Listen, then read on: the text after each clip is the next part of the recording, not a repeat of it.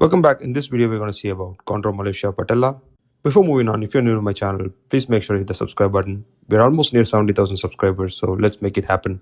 If you're a medical student anywhere between first year to final year and you're struggling in medical college, don't worry, I'm here for you. So I have started a medical student mentorship program where I could guide medical students who are having tough time in medical college. You can reach me out on this number and book your slot where we can have one-on-one discussion about the problems you face in medical college. We can sort out together. Chondromalacia patella is a condition where there are changes in the articular cartilage of the patella. Articular cartilage is the layer which lines the inner surface of the patella, and patella is the bone which is present in the front of the knee joint. It is common in adolescents and young adults, especially in females. Now, there are various causes for chondromalacia patella. The central pathology is excessive compression of patella over femur, causing increased pressure over the patella, leading to these changes in the articular cartilage. It can happen following trauma when there is injury to the knee joint, and that is the patella. And it can happen also in deformities of the knee, like genu valgum, as you see in the picture here, where there is inward bowing of the knee. It can also happen in maltracking of patella. I'll be talking about maltracking of patella in a while.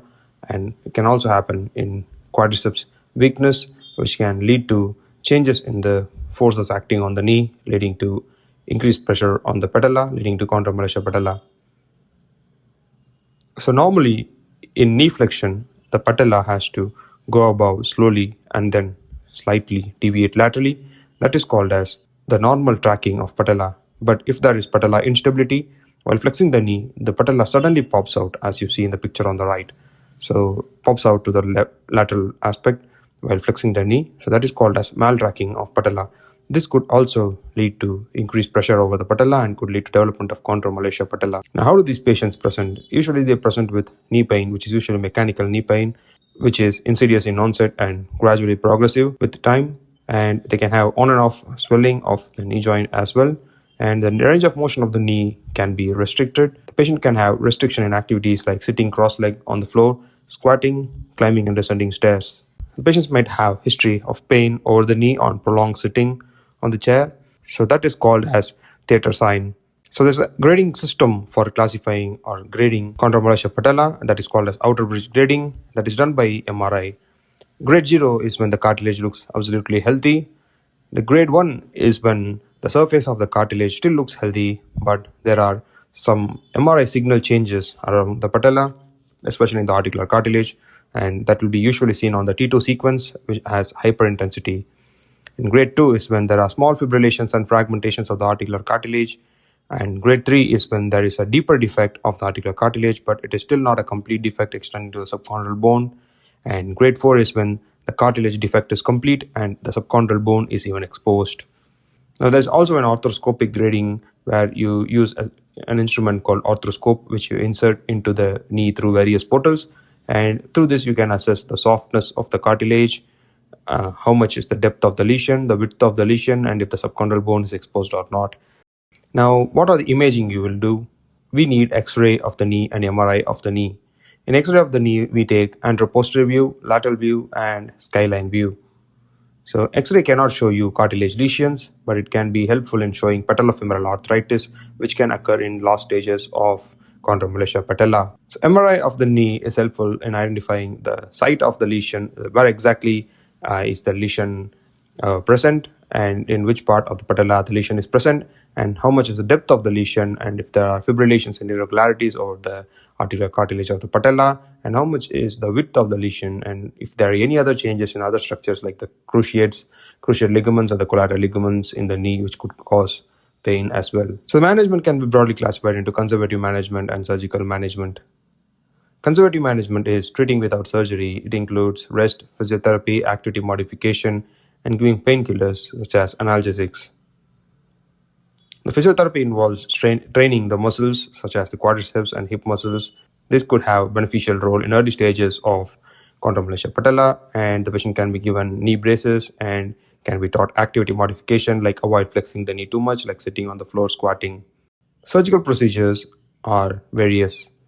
It can be arthroscopic debridement, drilling, microfracture, ODS, ACI, patella realignment procedures such as the tibial tuberosity transfers, talk about one by one in a little bit detail. Arthroscopy, as I said, is using an instrument called arthroscope to visualize the structures inside the knee joint through small portals over the knee instead of opening the knee completely.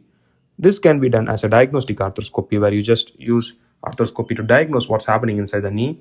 At the same time, if you want, you can debride the lesions as well. Drilling is the procedure by putting drill holes in the lesion, which could enhance the formation of new articular cartilage.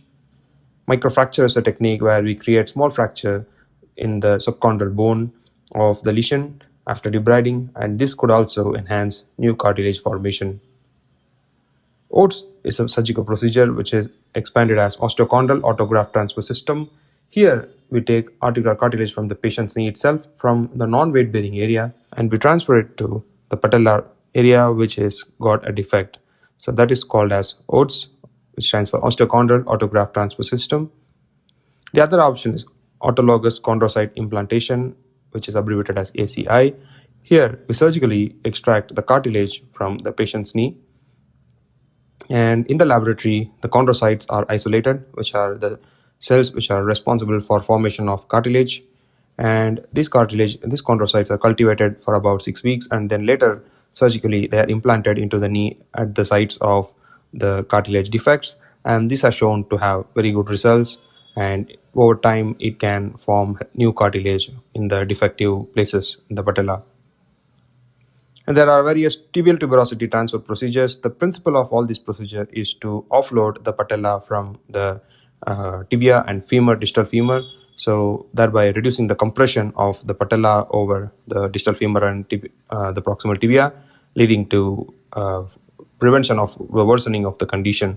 One such procedure is McCabe procedure, in which we surgically elevate the tibial tuberosity. By doing that, we increase the space between the patella and the proximal tibia and distal femur. By doing this, we reduce the pressure over the patella, and by doing so, we reduce the chances of progression of the chondromalacia patella. Another procedure is Fulkerson procedure. Here, we do anteromedial transfer of tibial tuberosity. So here, we transfer the tibial tuberosity slightly anterior and medial. By doing so, we can reduce the pressure over the patella and can prevent or reduce the progression of the condition. You made it till the end of the video. Congratulations. Now, if you found this video helpful, please make sure to hit the subscribe button and help us reach 70,000 subscribers soon. And you can reach me out on this number to message me about the problems you face in medical college, and we can have a one-on-one discussion and sort out your problems together.